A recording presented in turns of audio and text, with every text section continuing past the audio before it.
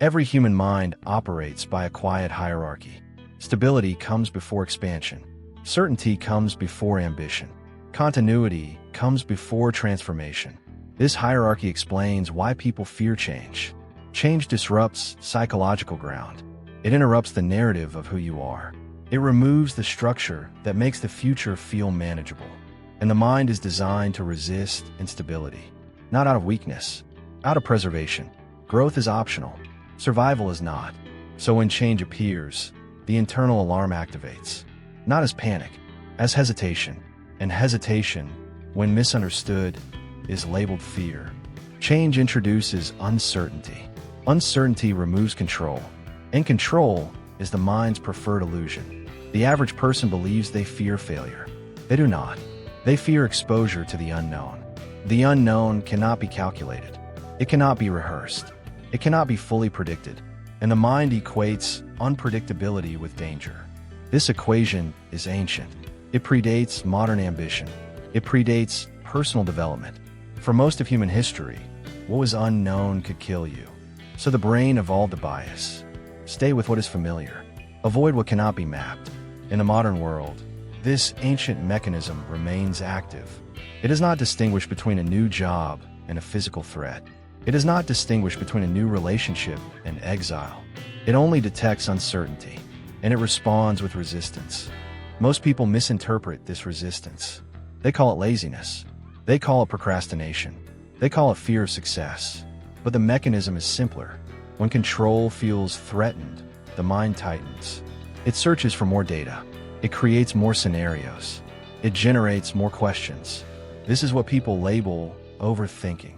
Overthinking is not deep intelligence. It is an attempt to regain control. When you cannot predict an outcome, the mind compensates by simulating outcomes. Again and again. If I do this, what happens?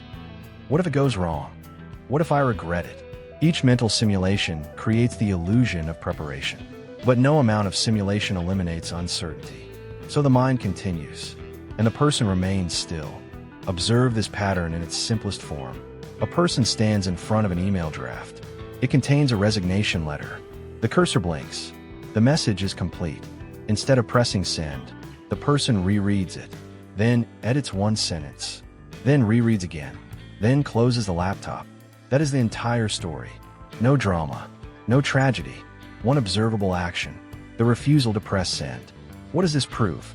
It proves that the obstacle is not ability. The message was written. It proves that the obstacle is not clarity. The decision was made. The hesitation appears at the exact moment control disappears. The moment the email is sent, the future becomes uncontrollable. Responses cannot be managed. Consequences cannot be adjusted. So the mind delays. Not because change is wrong, but because it cannot be reversed. This is how fear of change operates. Silently, logically, convincingly. Now extend this pattern. In relationships, a person remains in a dynamic that no longer fits. Not because it is fulfilling, but because it is predictable. They know the arguments. They know the silences. They know the disappointments. Familiar pain feels safer than an undefined possibility. Leaving would introduce uncertainty. Who will I become? What will I face? Will I regret it? The mind prefers the known discomfort. At work, an individual stays in a role that limits growth. They complain. They fantasize about something greater. Yet when opportunity appears, they hesitate. A new environment means new expectations. New expectations mean new evaluations. Evaluation threatens identity. The current role, even if constraining, is stable. Stability feels like control, so they remain. In decision-making, people gather information beyond necessity. They compare endlessly. They consult multiple opinions. They wait for certainty. Certainty never arrives. Because certainty is not the requirement for action. Control is, and total control is impossible. Here is the critical distinction. The problem is not that people fear change. The problem is that people misunderstand what change removes. Change does not remove safety. It removes predictability. It removes the illusion that outcomes can be fully managed. This is why intelligent people often struggle the most. They're skilled at forecasting. They're skilled at pattern recognition. When patterns disappear, their advantage disappears. So they stall. The greater the cognitive ability, the more elaborate the rationalization. They call it strategic delay. They call it timing. They call it waiting for alignment. But underneath, the mechanism is the same. Control has been threatened. Understand this clearly. The mind values coherence. It wants a consistent identity, a stable narrative, a reliable structure. Change disrupts narrative continuity. If you change careers, who are you? If you leave a relationship, what does that say about your past choices? If you adopt a new belief, what happens to the old one? Change forces the mind to reorganize identity. Identity reconstruction feels destabilizing, so the mind resists, not because growth is undesirable, but because reorganization requires temporary chaos, and the brain is designed to minimize chaos. There is another layer: loss aversion.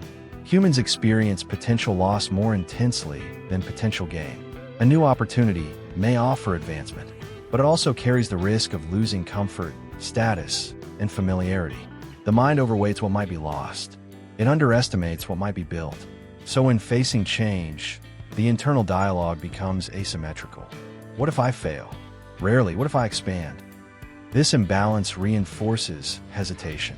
Observe how society reinforces this pattern. From early education, mistakes are penalized. Deviation is corrected. Consistency is rewarded. Over time, stability becomes virtue. Experimentation becomes risk. By adulthood, many equate stability with intelligence. So choosing uncertainty feels irresponsible, even when stagnation is evident. This is how fear of change becomes normalized. It hides behind logic. Now the reframe. The problem is not that change is dangerous. It is that predictability is addictive. In the late 20th century, Eastman Kodak invented one of the first digital cameras in 1975. The technology worked, but leadership hesitated to develop it. Digital photography threatened their existing film business, a model that was profitable, predictable, and dominant. Film sales were stable. Margins were strong. Market leadership felt secure. Digital meant uncertainty, unproven demand, lower margins, a new competitive landscape. So, the company delayed full commitment to the very innovation it created. The result is well documented. As digital photography advanced globally, Kodak's core film business collapsed. In 2012, the company filed for bankruptcy protection. The resistance was not ignorance. It was attached to a predictable system. The fear was not technology. It was the loss of control over a familiar structure. Predictability provides cognitive ease. It reduces decision fatigue. It confirms identity. It preserves narrative, but it also limits expansion. Growth requires exposure to variables you cannot fully manage. That exposure triggers the ancient alarm. The alarm is not a verdict. It is a signal that the future cannot be mapped from the past. That is not danger. It is transition. When people say, "I am afraid of change," what they often mean is, "I'm afraid of losing control over how I will be perceived. I'm afraid of discovering I am not who I thought I was. I am afraid of entering a situation where my current skills are insufficient." These are identity concerns, not survival concerns. Yet the body responds as if survival is at stake. Increased tension, delayed action, endless evaluation.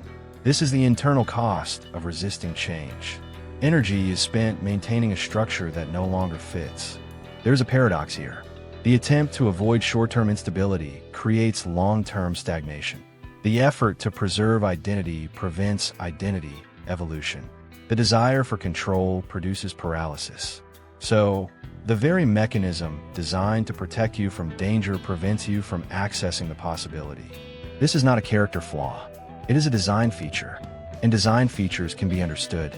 Once understood, they lose authority. Consider this carefully. Courage is not the absence of fear. It is the decision to act while the illusion of control dissolves. Calmly, without drama, without narrative exaggeration. The mind will always present arguments for stability. It will always highlight potential loss. It will always attempt to extend analysis. That is its function. Your function is different. To evaluate whether the stability you are preserving is still aligned with who you intend to become. If it is not, then hesitation is information, not instruction. If this perspective clarified something you've been observing but couldn't name, subscribe. This channel is for those who prefer understanding over reaction. Leave a comment with a form of resistance you've recognized in yourself. Change will always feel uncertain. That sensation does not mean stop. It means you have reached the edge of the known, and the known, by definition, cannot produce a new result. The fear of change is not weakness. It is the mind protecting continuity. But continuity is not the same as growth. One preserves, the other expands. You cannot have both at the same intensity. At some point, predictability must be traded for possibility. Quietly, deliberately, without theatrics. Because the mind will never feel fully ready. It will only feel familiar. And familiar is not the standard for transformation. It is the standard for repetition. Understand the mechanism. See it without judgment. And when the moment comes to press send, step forward or walk away. Recognize what is actually happening. Control is dissolving, and space is opening. What do you call fear? It is often the threshold of expansion.